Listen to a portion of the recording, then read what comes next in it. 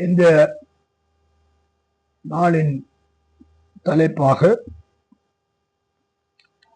prophecy through Holy Spirit and Holy Man. இன்றைக்கு தீர்க்க தரிசனங்கள் அந்த நாட்களிலும் இந்த நாட்களிலும் அது பரிசுத்த மனுஷராலும் பரிசுத்தாவின் உதவியாலும்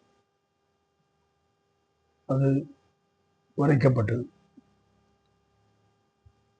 Prophecy through Holy Spirit and Holy Man. இதுக்கு வசனமாக 2 பேதுரு 1ஆம் அதிகாரம் 20-21 வசனங்களை நாம் தியானிக்கலாம். 20ஆம் வசனம் சொல்லுகிறது, வேதத்திலுள்ள எந்த தீர்க்க தரிசனமும் சுயதோற்றமான பொருளையுடையதாய் இராதென்று நீங்கள் முந்தி அறிய வேண்டும். தீர்க்க தரிசனமானது ஒரே காலத்திலும்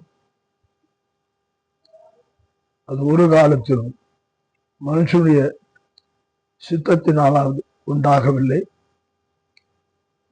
தேவனுடைய பரிசுத்த மனுஷர்கள் பரிசுத்த ஆவியினாலே ஏவப்பட்டு பேசினார்கள். தீர்க்க தரிசனம் உரைக்கிற போது அந்த நாட்களிலே பரிசுத்த ஆவியை கொண்டு பரிசுத்த மனிதர்களால் அது உரைக்கப்பட்டது. அது ஒரு காலத்திலும் தன்னுடைய சொந்த நிதானத்திலே அவர்களுடைய எண்ணத்திலிருந்து வந்தது கிடையாது.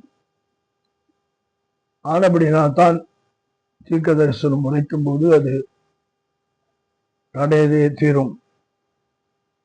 அப்படி வேதத்தின் பரிசுத்தாவின் சித்தத்திலே அது சொல்லப்படவில்லை என்றால் அது தீர்க்க தரிசனமாகாது. பல நேரங்களிலே மக்கள் இதை குறித்த அறிவற்றவர் ஆய் அநேகரிடத்திலே தீர்க்க தரிசனம் பெற்றுக்கொள்ளலாம் என்று அங்கும் இங்குமாக அலைமோதுகிறதை நாம் அறிந்திருக்கிறோம். தீர்க்க தரிசனம் பரிசுத்தமாய் வாழும்படியான பரிசுத்த மனிதர்களிடத்திலிருந்து பரிசுத்த ஆவியினாலே அது தேவன் வெளிப்படுத்த சித்தமாயிருக்கும் போது அது வெளிப்படுத்தப்படுகிறது. இதை நாம் அறிந்து கொள்வோம். தீர்க்க தரிசனத்துக்காக நாம் ஜெபிப்போம். கர்த்தருக்கு பிரியமானது செய்வோம். கர்த்தர் நம்மை தீர்க்கதரிசி மூலமாய் வெளிப்படுத்துவார். கர்த்தருடைய நாமம் மகிமைப்படுவார்.